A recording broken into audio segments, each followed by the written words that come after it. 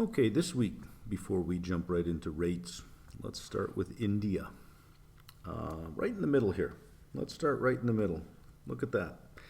On February 29th, India reported their GDP growth rate for Q4, 8.4%. Look at what the forecast was, 6.6. And the previous read was revised to 8.1, 8.4. These are China growth rates. If you go back to 2004, 2005, 2006, these are the numbers China was putting in, 8.4%.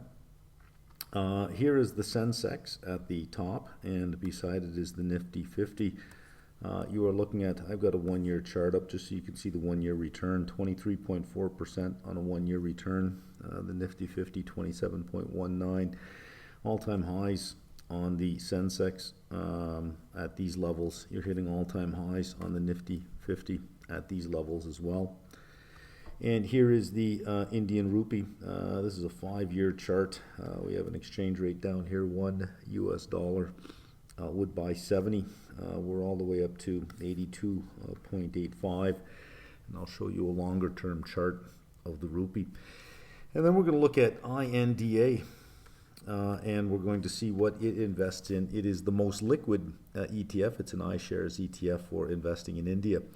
And I wanted one that was liquid, that had good options, and that held the stock, the target stock in INR. Even though you have a U.S. price, you want full currency exposure while you have equity exposure, because I think that the path going forward for this is probably strengthening against the U.S. dollar, and if it strengthens against the U.S. dollar, then the U.S. dollar price should increase. You want both equity exposure and currency exposure to the INR. It's the easiest way to get access as a non-resident of India. It's easiest way to get access without a whole bunch of registration steps that you would have to take to otherwise get access. So let's look at the details of INDA and some longer term chart of the INR. Up on the screen is a 10-year chart of the exchange rate USD to INR. And going back to 2014, 2015, we can see it well below 65.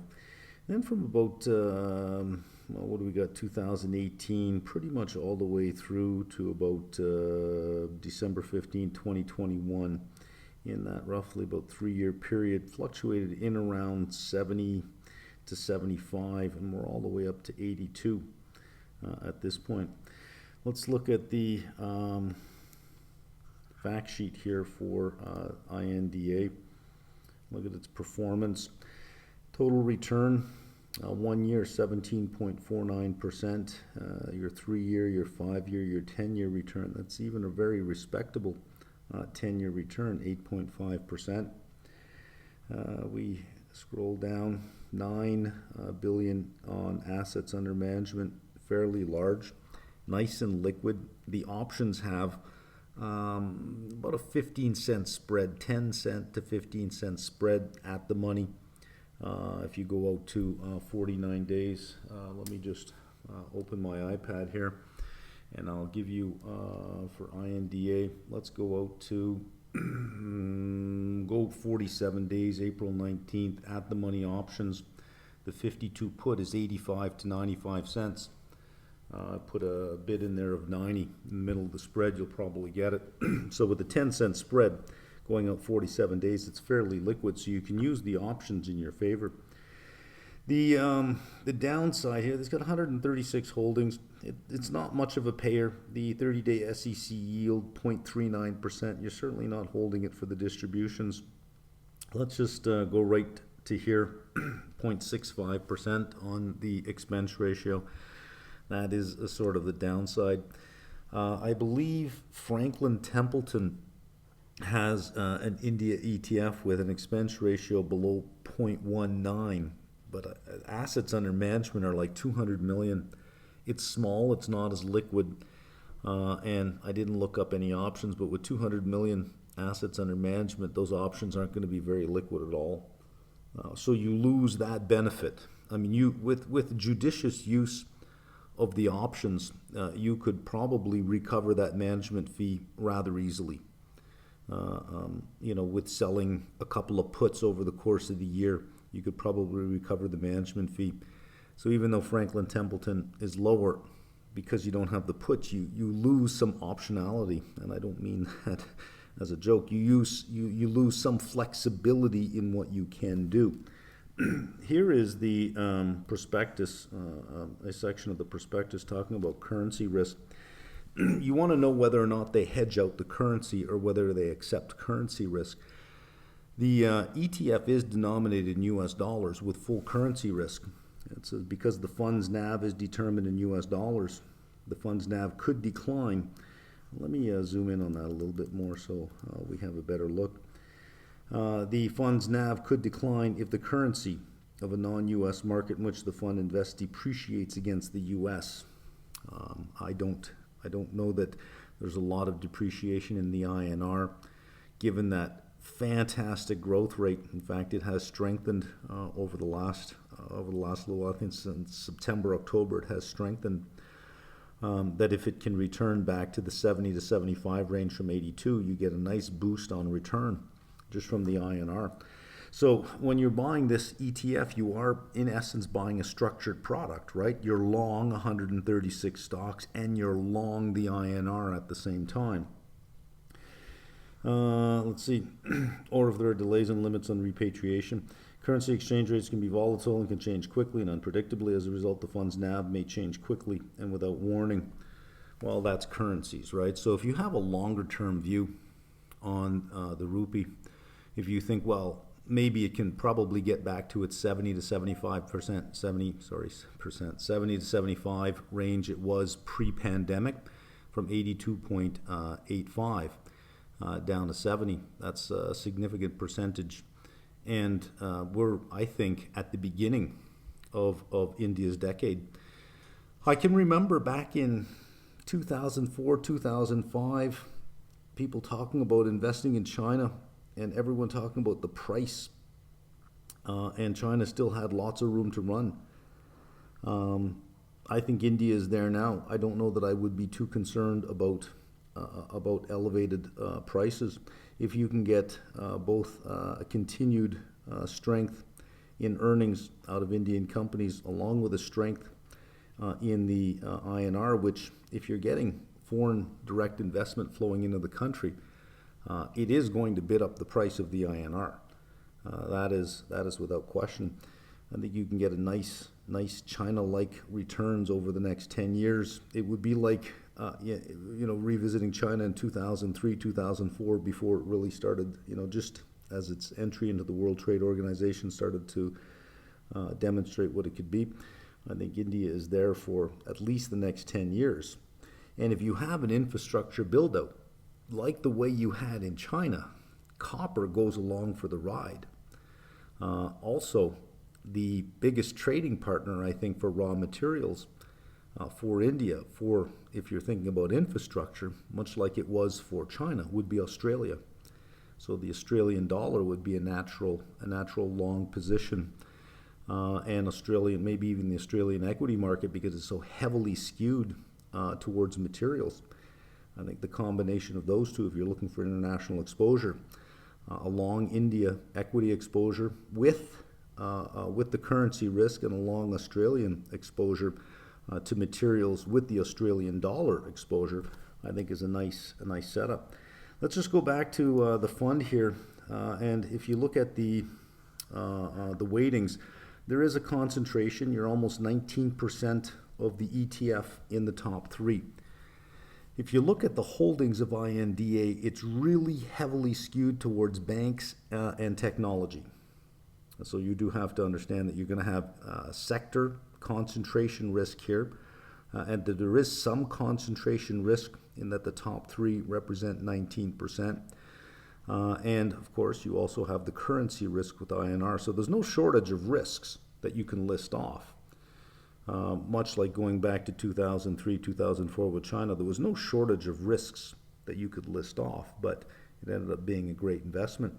I think this is where we are now, and you can think of all of the other plays that go with it. Like I say, the U.S., the Australian dollar with the Australian market with their heavy concentration to materials, and I think copper, because every time you build something, you're going to need copper, copper, copper, copper. Okay, let's have a look at rates. Okay, so we had rates decrease pretty much across the rate spectrum in money market yields and in capital market yields. Not a lot, but when you think about 13 on the 2-year, 13 basis points, the 3-year 11, it's still quite volatile. Most of this came on Friday, and there was a speech by Waller on Friday which had some talk about normalization of the balance sheet. And in the last, he had 2 points about what he was hoping to accomplish. And I think some of that caused some bullishness in the belly of the curve because of the 2 points that he mentioned of where they would like to see the balance sheet end up, or at least where he would like to see it. We'll look at that section shortly. Your curves are still inverted. We have the 2 to the 10 still at 35 hanging out there, but pushing up against 600 days. Little longer, and we're going to set a record on the length of the inversion of the 2 to the 10. And the 3-month to the 10-year, 123 still, and again, a little longer, and we'll set records on the duration of this inversion. So it still is that little bit of nervousness I have about committing, a large equity exposure when you have these inversions that have this kind of duration. Because if we do escape all recessions and the curve uninverts, it will be the first time in the recorded history of yield curve statistics that has ever happened. Now, mind you, people have pointed out, well, you got a small n. Your n here is less than 10. You got a small n. It's not as if we have 180 observations and never once have we escaped a recession. If that were the case, I don't think the equity markets would be priced where it is. It's a small n, but still it would set, it would be a new, call it a record that, hey, we didn't have one, and not only did we not have one, we didn't have one after the longest inversion ever. That's a lot to hope for. That's a lot to bet on, but golly gee whiz, the markets just keep hitting new all-time highs, and once we get to the SPY, we'll see again another all-time high. Another $11 billion runoff, down to $6.956 trillion from $9.67. The balance sheet ran off $13.8 billion. This is not a T. I don't know why I put a T there. Let me change that. There, it was a B all along. The net is a runoff of 2.81, or a decrease of 2.81 on the balance sheet. Money market fund assets. Shocking. I didn't expect to see this. I thought, well, there'll be probably another decrease in this, but huge increase. $50 billion increase. Retail up $3 billion, $2 billion in government, almost $2 billion in prime. Institutions, that's a big move. And, I think, well, it was the end of the month because this is for February 29th, not March 1st. So it could be positioning for the end of the month. Maybe it's corporate positioning for the end of the month. Okay, I'm not going to read too much into it right now, but I was shocked to see the big increase. Look at this, 43.73 in government, 3.61 billion in prime, this being the more liquid. So I think, well, okay, end of month.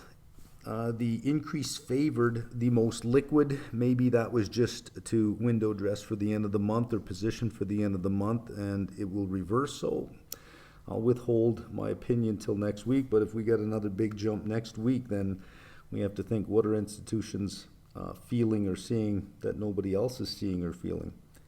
We are getting closer and closer, 17 days away now. And remember, on this one, we get new summary of economic projections.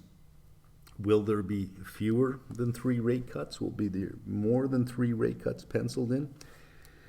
Nobody's expecting anything to happen.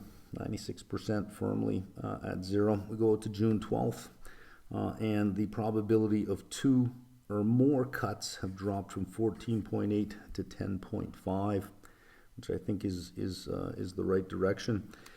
For you Canadians out there, notice I'm not saying for us, for you Canadians out there, I'm still a Canadian, but I'm just not a resident. So I guess I could say, for all us Canadians out there, Bank of Canada rate decision, 3 days. The weight of this is on a 0, is on no move. But Bank of Canada is going to have to move at some point, probably sooner than later. More, I think they'll be first to cut before the U.S. cuts. So there is some probability on 25 basis points. I can't read their silly little chart that they present. I wish they would just do it simply and say, here are the probabilities, as opposed to that matrix chart they put up that if anyone could figure out how to read that damn thing, let me know. I've looked at it for a couple hours over time, and I look at it, every time I think I got it, it's like, no, that doesn't make any sense. 9:45 a.m. is the decision, press conference to follow after that. And this week is a jobs week, right? We have to look at the jobs market. Last time the number came in higher in the 300s, and it wasn't a good day for TLT at all. It was a very bad day for TLT. So let's see what happens here. Wednesday, ADP. And we have JOLTS. Thursday, from Q4, we get productivity and unit labor costs. And Friday, we have the jobs report, both for Canada and the US, 5 days away. And we do have some Fed speak. Monday is Harker, Barr, twice, and this is live. So you can go to the FOMC speech calendar, and you'll find the calendar, and there's a link to watch it live. Also, big week this week, Powell testimony, 10 a.m., starting on Wednesday, and again on Thursday. And on Friday, monetary policy report was released. So I don't know that there'll be much surprises in the opening remarks from Powell. It'll be in the questions for the cameras. The politicians will be posing for the cameras and trying to look as tough as they can. Daly is speaking twice on Wednesday as well. Thursday is Mester. Friday is Williams. Effective federal funds rate still sitting at 5.33. We know that. Lag still out there. 75 basis points using a 12-month lag. Look at the reverse repo. The lowest in this cycle, 441 billion, heading towards zero quite nicely. Down 78 billion, that's a new low. Bank term funding program is down 757 million. I don't know that it's worth looking at this anymore because it's over. It can't go up. It can only go down as banks pay it back because it's no longer open. As of March 1st, TGA 767 down 21 billion, and reserves. This is the big one to keep our eye on along with this. Once this hits zero, the conversation is going to escalate about the proper level of reserves. I think it's 2.5 trillion. I think there's the number. So you have 1 trillion over here, and you have 440 billion over here. Let's call it 1.4 to 1.5 trillion. That's important because of the two statements made about the normalization of the balance sheet. We're going to see that just to get it done, the Fed is going to have to buy over the next 2-3 years probably some 1 to 1.1 trillion of government securities to get done what they want to get done. Okay, here is the text of the speech by Governor Waller, and he's reviewing a paper. Well, it's not so much reviewing a paper, but presenting the findings of a paper. Let's go down to normalization. And here he says, by normalizing, I mean reducing the size of the balance sheet, but retaining enough assets to manage monetary policy using an ample reserves regime. Let's start here. Thinking about longer term issues related to the Fed's portfolio, I want to mention two things. First, I would like to see the Fed's agency MBS holdings go to zero. The agency MBS holdings are 2.5 trillion. Now remember on the previous screen, I said I believe the proper level of reserves is 2.5 trillion, or the appropriate level I think they're going to target is 2.5 trillion. And they've basically got 1.4 to 1.5 trillion of runoff to get there. But agency MBS is 2.4 to 2.5 trillion. So to get that to zero, you're going to have to get your other securities up by about 1 trillion to 1.1 trillion, which would mean they would have to buy more U.S. government securities. I'd like to see them go to zero. Agency MBS holdings have been slow to run off the portfolio at a recent monthly average of about 15 billion because the underlying mortgages have very low interest rates and prepayments are quite small. I believe it is important to see continued reduction in these holdings. So before we get too excited about, whoa, that sounds like they're going to be buying 1 trillion to 1.1 trillion, that's going to help TLT. Point two, I would like to see a shift in Treasury holdings towards a larger share of shorted dated Treasury securities. Prior to the global financial crisis, we held approximately 1/3 of our portfolio in T-bills. So if you have 2.5 trillion, if your reserves are all, well, you'd have to have more than 2.5 trillion because you have currencies. Let's say they slow down around 5 trillion. 1/3 of that would be 1.66 trillion in T-bills. Prior to the global financial crisis, we held approximately 1/3 of our portfolio in T-bills. Today, bills are less than 5% of our Treasury holdings and less than 3% of our total securities. Moving toward more Treasury bills would shift the maturity structure more towards our policy rate, the overnight federal funds rate, and allow our income and expenses to rise and fall together as the FOMC increases and cuts the target range. Sounds like they are doing some kind of immunizing on their balance sheet. So we do have, I think, a $2.5 trillion reserve target. We're let's be aggressive, 1.4 trillion away from that. You got 2.5 trillion in MBS that they want to see go to zero. You have 1.1 trillion in securities that you would have to buy. I don't know that there's enough to pile all of that into T-bills. So they're going to have to buy at the longer end of the curve. They're going to have to buy some things at the longer end of the curve. So we do have a potential buyer of government securities, probably for anywhere between 1 trillion to 1.1 or 1.2 trillion.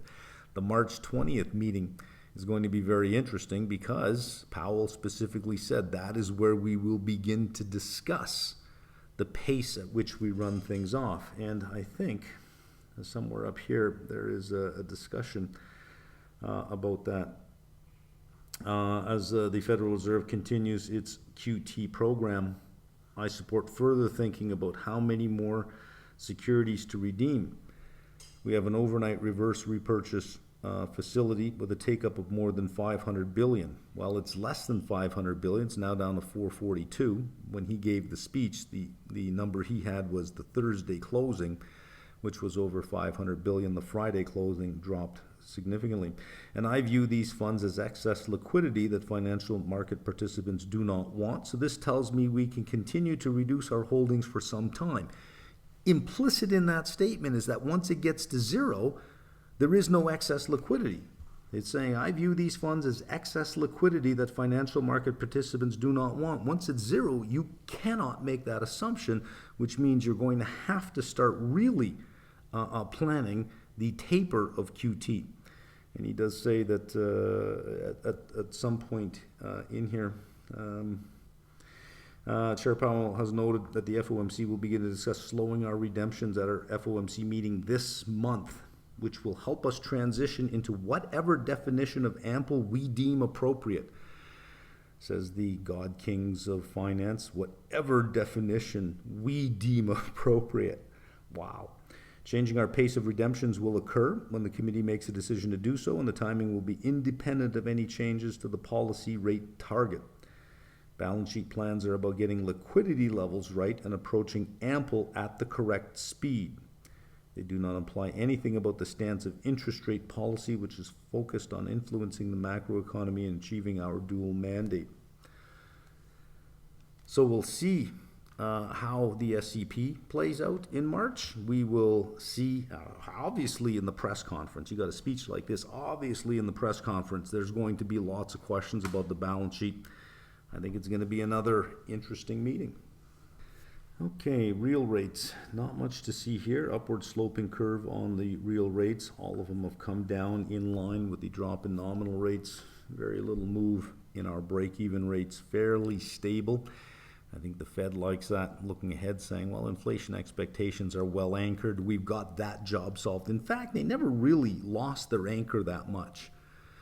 Usually that is the big concern, is that when they become unanchored, then companies start pricing that in each year, and then it just becomes part of the system. Well, it hasn't become unanchored. And in one of the speeches given, I forget who mentioned it, talked about inflation coming down and used the word dramatic, that inflation has dramatically come down from the peak in 2022.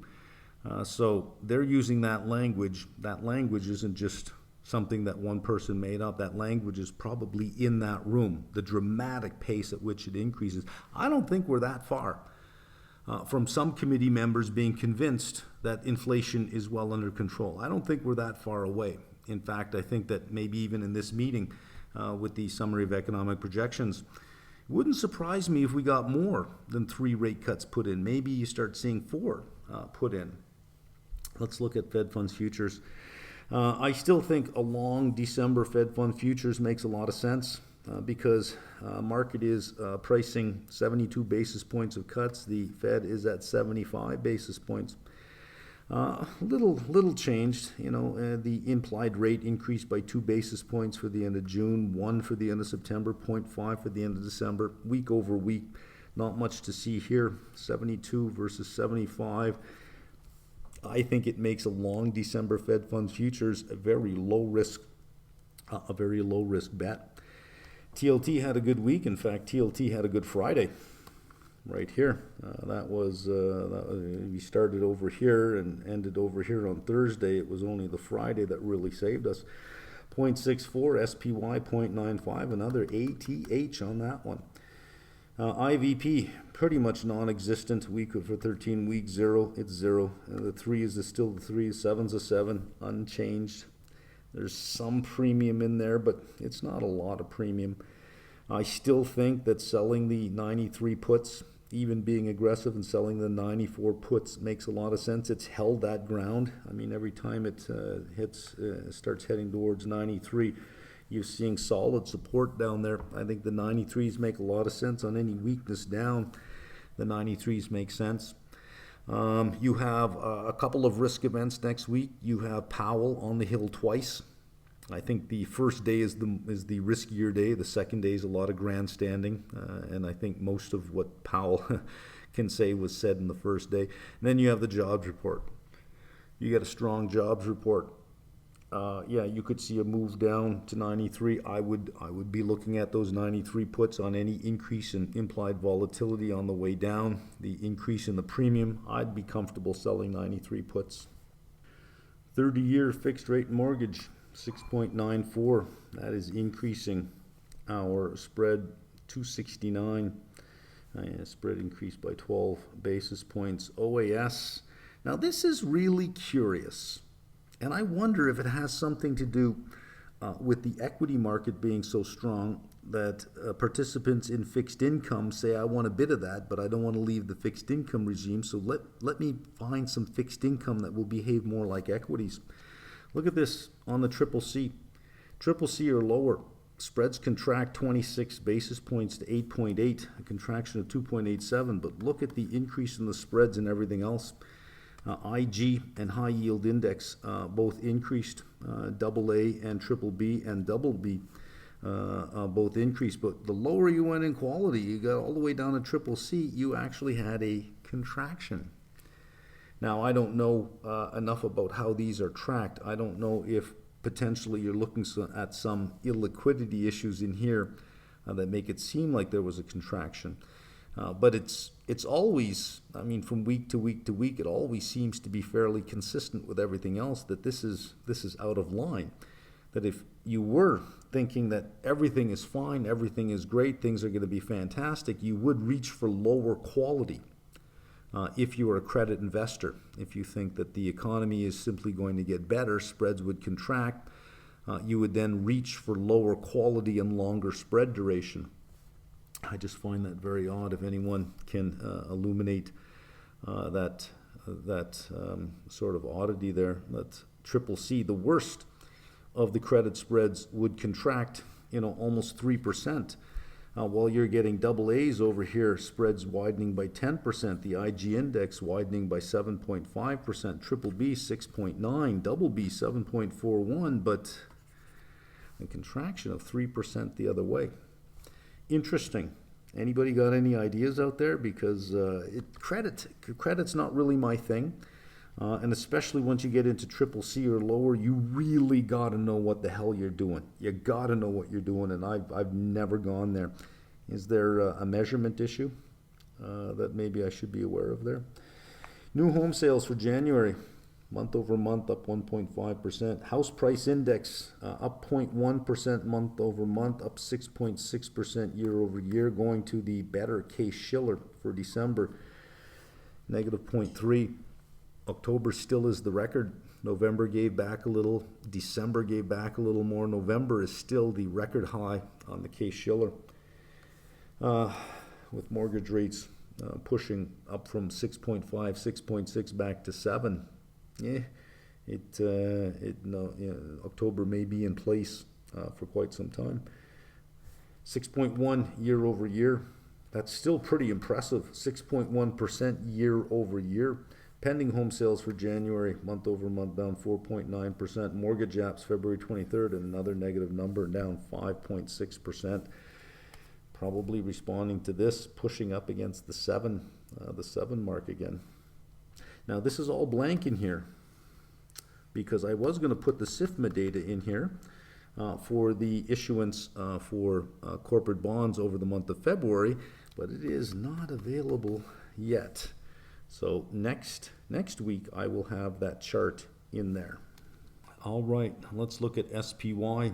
Let's get the headline story out of the way. SPY closed 512.85, all-time high again. Are you seeing a theme here week after week? Look at this.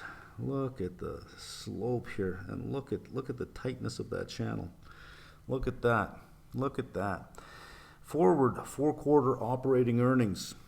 243.23 up, not a lot, but this is what you want to see. You want to see that it's at least going up. It is up 242.76 to 243.23. Same with SP Global. It is up, but so is the closing SPX, which puts us at 21.229 times forward earnings versus 21.07. So what I'm gonna do each week is I'm gonna disaggregate the increase. How do we get from 21 to 21.229? I'm gonna disaggregate it into the earnings effect and the multiple expansion effect, because operating earnings have increased, keeping it constant, controlling for the multiple expansion.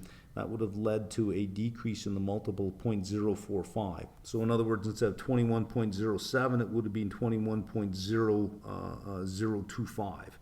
Because if earnings go up while you hold everything constant, the multiple should drop, which means the rest of it was multiple expansion. So 21.07 minus 0.045 plus 0.204 will get you to 1.229. It's just a disaggregation to attribute the change in the multiple to that which can be explained by earnings and that which is just multiple expansion. So you did have the better part of the increase as pure multiple expansion. If we take the surprise for Q4, 6.2% on earnings for Q4, we can't take growth rate year over year because the forward expectations will have a growth rate in there. All we can take is a surprise. So we'll just be aggressive, say 6.2% is the surprise. Let's adjust our PE, or 21.229 by the surprise. You get 19.99 versus 19.73 when we adjusted it last week by the surprise. So if earnings for each of the 4 quarters this year, if the surprise factor can come in at 6.2% above the estimate that we're already at, which on an average level is around 242, which is fairly high. And if we can continue to beat that on average at 6.2% per quarter, you would be paying pretty much 20 times the forward earnings. Impressive. Implied volatility 35% on the 13 weeks, so there still is some premium in there, but at these levels there would have to be premium in there, because I think the risk for a correction, look how long you've gone without a correction. You're going all the way back to October 31st. So what do we got? November, December, January, February. We've got 4 months without a correction. Usually you get one every 9 months for about 10%. We're halfway through that. 9 months is an average. Sometimes it's longer, sometimes it's shorter. So still room to run, probably still some room to run here. NVIDIA 826.50, another high on NVIDIA. Week over week up another $38.33. Market cap is now 2.07 trillion, up 100 billion in a week. If you want to compare that kind of move to the dot-com era, in the dot-com era, this was every day. Every day you had dot-com stocks that were adding 100, 200 in a day. They'd go from 150 a share to 252 in one day. It was stupidly ridiculous. So this is still not as ridiculous as the dot-com era. However, it is at a very rich forward multiple. But if it continues its growth rate, its peg rate is reasonable. The question is this going to be a temporary growth where once the architecture is built out, then you return to a normal level of demand? Or is this a case where you could see a decade-long build-out in this? I don't know about a decade long. I think this is going to be another internet infrastructure thing where after you build out the capacity, you will probably overbuild the capacity. Many of the companies using that capacity will disappear, and then you'll have excess capacity. I think it is just inevitable in the future for NVIDIA to do this and go back to where it was before, and most of that will be gone. But are we here? Are we here? Are we here? Well, that's everybody's educated guess, right? And the key word there are 2 keywords. It's a guess. It's an educated guess, but in the end, it's still just a guess. I don't know where we are. I honestly don't know where we are. If I look at it in terms of growth at a reasonable price, peg ratio, I got to say that you're over here. If I think about it as a temporary build-out for the infrastructure, and you'll return to a lower growth rate, if I were going to use a 2-period growth model where I have a high growth and a low growth, with the low growth being forever, I think we're probably closer to here. Open to interpretation depending on what you see and what your view of the elephant is. Anyways, that is it. That is it for this week. I hope that was informative.